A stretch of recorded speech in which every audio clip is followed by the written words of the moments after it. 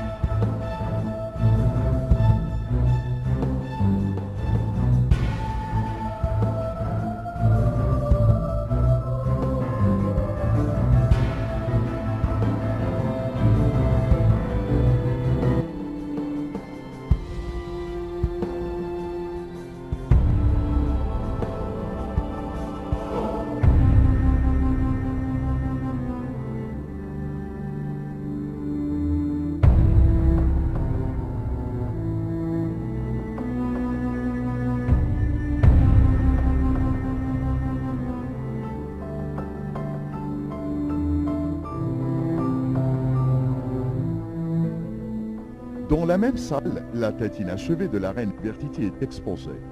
On connaît peu de choses sur l'origine de Néfertiti, la belle épouse du roi Akhenaton. Néfertiti était toujours le support de son époux, croyant et adhérant à son nouveau culte religieux, était avec lui à Tel el Amarna. Cette tête de la reine est d'une beauté extrême et exceptionnelle. Le visage ovale traduit la sensibilité et la noblesse d'une femme d'esprit. Les sourcils naturellement prolongés vers le temple, les yeux à moitié voilés, par les paupières légèrement baissées, la bouche mystérieuse sont rendues dans les proportions les plus harmonieuses.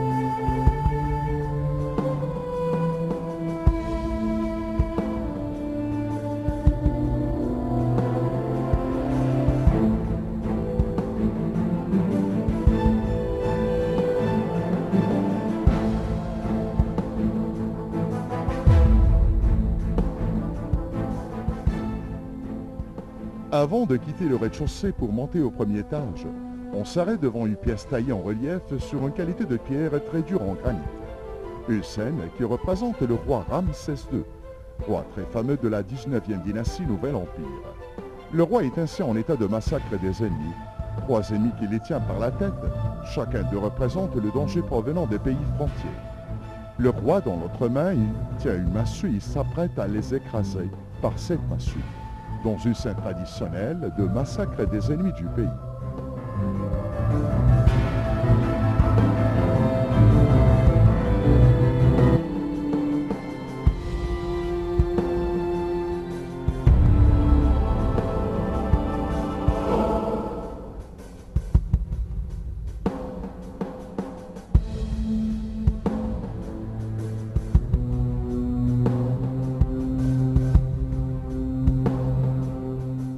Au premier étage, au musée, une salle, considérée comme la plus importante au musée, renferme quelques pièces de l'extraordinaire mobilier funéraire du roi Toutankhamon. Ce roi jeune et très fameux dans l'histoire ancienne pharaonique, non à cause de sa puissance et sa souveraineté au pouvoir suprême sur l'Égypte, mais car sa tombe était la seule et qui n'était pas pillée ni volée. En 1922, c'était la découverte de la tombe, à la Vallée des Rois, à la rive gauche du Nil, à Thèbes, par l'égyptologue anglais Carter. Ce grand trésor des mobiliers funéraires, trouvé complet du roi et sa momie, a en fait ébloui le monde entier.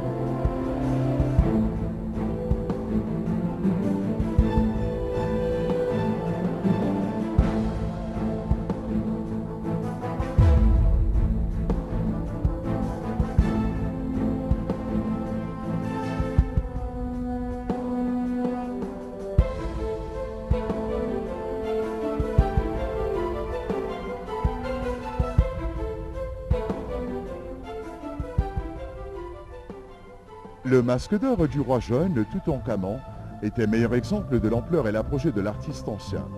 De grandeur naturelle, ce merveilleux masque protégeait la tête de la momie du roi. Une protection supplémentaire était assurée par une formule magique gravée sur les épaules et le dos du masque. La coiffure et les messes habituelles, nouées en arrière, en forme de catagon et striées de bandes de verre bleu. Sur le front se dresse l'urarus et la tête du vautour travaillée en or et ornée de pierres de semi-précieuses. Les yeux du masque sont en quartz. La barbe divine, tressée et recourbée, signe qu'il est mort.